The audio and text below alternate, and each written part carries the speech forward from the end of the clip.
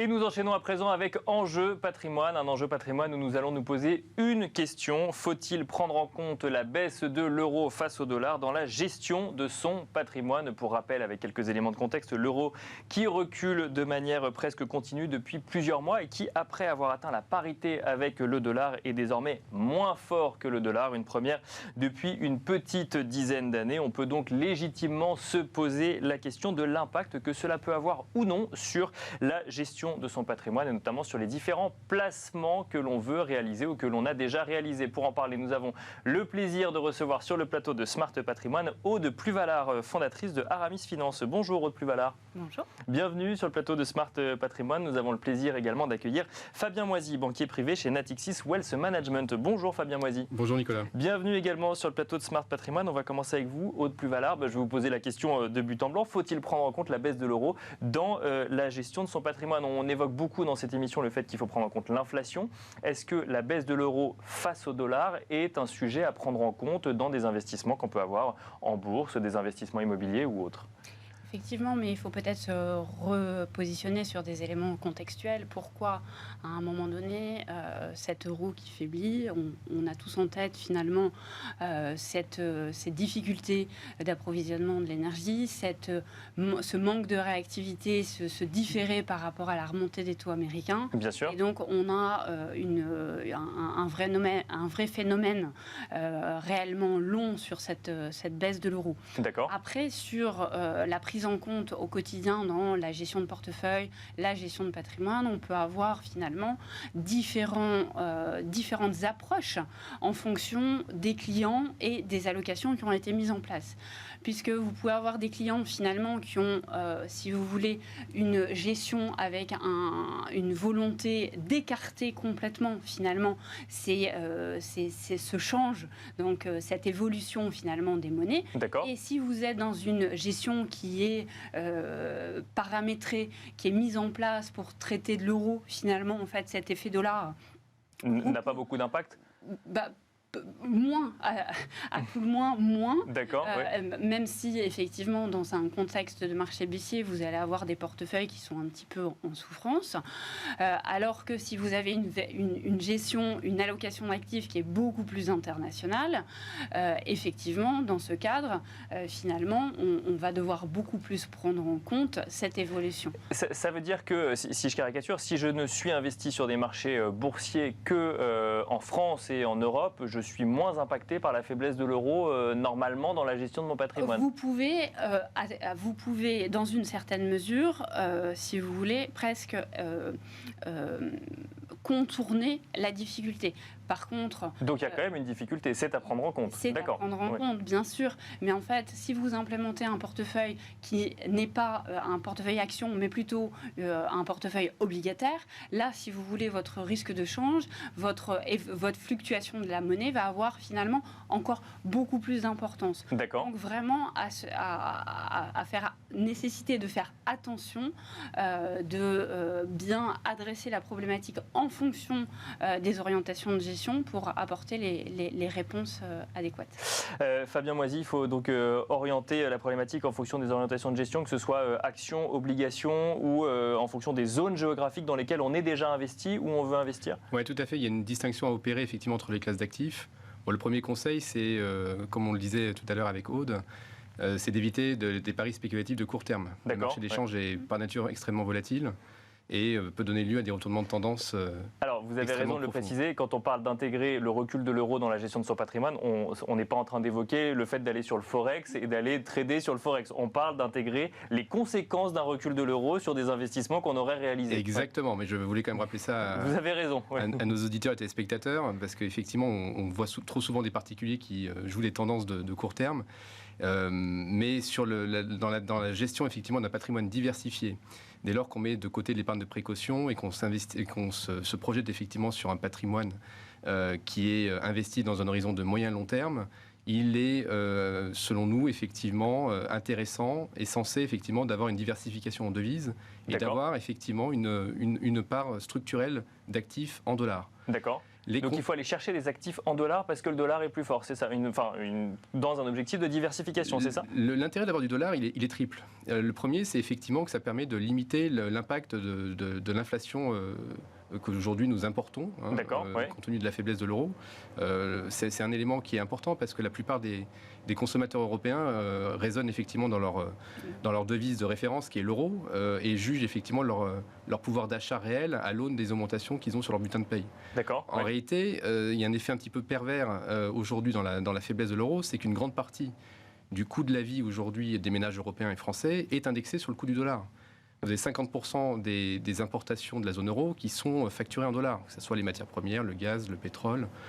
Donc quand le dollar est plus fort et qu'on achète en dollars, mécaniquement ça nous coûte plus cher quand on achète en euros. Enfin, quand c'est vendu en dollars et qu'on achète en euros, ça nous coûte plus cher quand on achète en euros, c'est ça? Exactement. Vous aviez par exemple l'équivalent de $100 de facture de gaz pour un ménage européen, coûtait 100 € il y a un peu plus d'un an.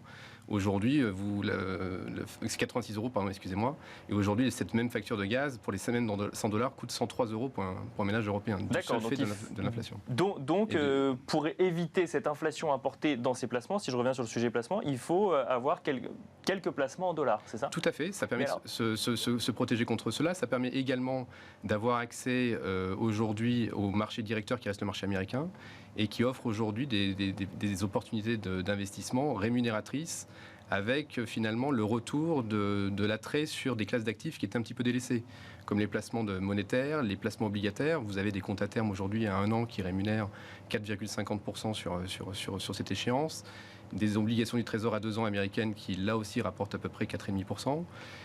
Et ça permet de manière générale, sur le long terme, également d'avoir une exposition à la croissance américaine et au potentiel d'innovation de l'économie américaine. Mais alors, une question quand même, peut-être toujours avec vous, Fabien Moisy, puisqu'on est sur ce sujet-là.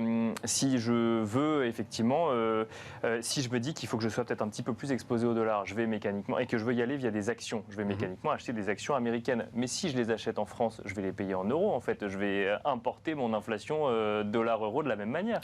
Oui, d'où l'importance effectivement de raisonner sur du long terme et de manière structurelle.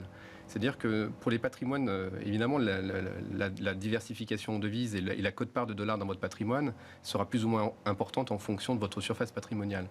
Mais de manière générale, ce que l'on essaie de donner comme conseil à nos clients, c'est finalement de s'affranchir des turpitudes et de la parité de l'euro-dollar à court terme. Donc de ne pas l'intégrer à court terme, d'accord. Et a fortiori, je me permets d'interrompre, mais c'est simplement de se dire que, en fait, une allocation d'actifs, on la travaille jamais en réaction au contexte économique. D'accord. En fait, on est toujours dans la construction de nos allocations d'actifs, et dans cette construction, en fait, vous construisez dans le temps.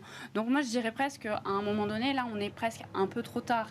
Donc si, en fait, les allocations prenaient en compte justement cette diversification internationale, comme on l'évoquait au préalable, effectivement, c'est très bien. Mais aujourd'hui, je pense qu'on est dans un sujet où c'est difficile de réorienter à la dernière minute tout. Bien sûr. Alors, mais sans réorienter à la dernière minute, je regardais effectivement le cours de l'euro-dollar, et l'euro est quand même plus fort que le dollar depuis une petite dizaine d'années. Donc on peut se poser la question de savoir s'il y a un changement de paradigme qu'on n'aurait pas pris en compte aujourd'hui et qu'il faudrait intégrer dans la suite de ces placements. Alors, c'est vrai, mais en fait, ce changement, aujourd'hui, on a beaucoup d'incertitudes. Bien sûr, c'est vrai, oui. Assimiler ces changements de paradigme prendra du temps, et il faut vraiment en prendre compte, et donc mesurer justement notre risque pour ne pas partir dans des choix qui soient complètement hasardeux. Alors, Fabien Moisy, Haute Plus-Valeur nous a évoqué dans un instant cette idée d'avoir du dollar dans son portefeuille. Il y a aussi une autre question qu'on peut se poser quand on gère un patrimoine, je ne sais pas, quand on est chef d'entreprise par exemple, et qu'on est exposé via son entreprise au marché américain. On a un sujet de flux de transactions ou d'encaissement en dollars d'un côté pour ensuite aller placer son patrimoine en euros de l'autre côté. Est-ce que là aussi, il faut se poser des questions de manière un peu différente aujourd'hui? Si vous voulez, en fait, quand on parle avec nos chefs d'entreprise, ce sont des vrais sujets, puisqu'en fait, ce sont des sujets de marge pour leurs entreprises, puisqu'en fait, chacun vous explique, finalement, nous, on achète en dollars, on revend en euros. Donc déjà, la problématique commence là. Donc en fait, on est sur des abaissements de marge presque de 20%. Parce qu'on achète plus cher et on vend moins cher. Et on vend moins cher. C'est le mécanisme que détaillait Fabien Moisy. Est-ce qu'on répercute en fait ce manque à gagner sur le prix de vente au client final ou non? Donc il y a déjà toute cette réflexion stratégique des entrepreneurs à ce niveau-là. Au niveau professionnel, au donc, niveau oui, bien professionnel, sûr. Et en fait, on va avoir de façon différée dans le futur des arbitrages à prendre pour justement implémenter les solutions. Mais si je vous suis, c'est un peu trop tôt pour savoir comment réorienter. C'est ça, c'est ou trop tôt ou trop tard, quoi. Mais là, comme on est dans un moment de transition, c'est pas dans un moment de transition où il faut réagir à chaud. C'est ce que vous nous dites. Ce que je dis simplement, c'est qu'en fait, on se rend compte dans les discussions avec nos chefs d'entreprise, c'est qu'ils commencent à être confrontés à cette difficulté et que eux sont déjà en train de bâtir leur stratégie pour déterminer s'ils vont répercuter ou non en fait cette baisse de l'euro. En fait, c'est le premier. Bien sûr, c'est la première étape. Presque en bout de chaîne en fait. Il y a un élément qui est très important, c'est de distinguer la situation des grands groupes. Donc là, on fait référence à la gestion du patrimoine en action, par exemple. Bien sûr, oui. Et de faire une dissociation entre les petites et moyennes entreprises qui sont moins rompues à l'exercice de la couverture du change, des grands groupes internationaux qui ont régulièrement des systèmes de couverture. Par exemple, aujourd'hui, Airbus est couvert contre le risque de change avec une parité à 1,22. Et on a vu en revanche... Donc ça veut dire que ça impacterait moins ses résultats, je parle au conditionnel, et que donc l'action en pâtirait moins, c'est ça, dans une gestion Non, c'est-à-dire que les bénéfices à en tirer, puisque Airbus, comme tout le secteur de l'aéronautique, le luxe ou l'automobile, sont des valeurs exportatrices européennes qui produisent effectivement avec des coûts. Donc c'est plutôt un avantage compétitif pour des entreprises qui exportent en euros alors. Oui, tout à fait, mais ce que je veux dire, c'est qu'effectivement, vous allez avoir peut-être un temps de latence pour voir effectivement l'impact dans les résultats d'entreprise, même si celui-ci a déjà été fort sur des groupes comme LVMH. LVMH a été effectivement 500 millions de résultats opérationnels supplémentaires liés aux effets de change. Mais vous avez certains grands groupes où effectivement les systèmes de couverture vont se traduire progressivement dans les marges et dans les résultats. L'élément sur lequel je pense qu'il faut faire très attention, il y a deux éléments. Le premier, c'est les sociétés exportatrices qui ont des gros débouchés vers les émergents. Mmh. Pourquoi ? Parce que le resserrement monétaire de la Fed, aujourd'hui, qui reste quand même la banque centrale directrice, conduit à un resserrement des conditions de financement pour les agents économiques de ces pays et donc fait une pression sur les consommateurs des pays émergents. Donc il pourrait y avoir effectivement une baisse aussi de la demande dans ces zones-là, donc être vigilant dans le choix des sociétés exportatrices.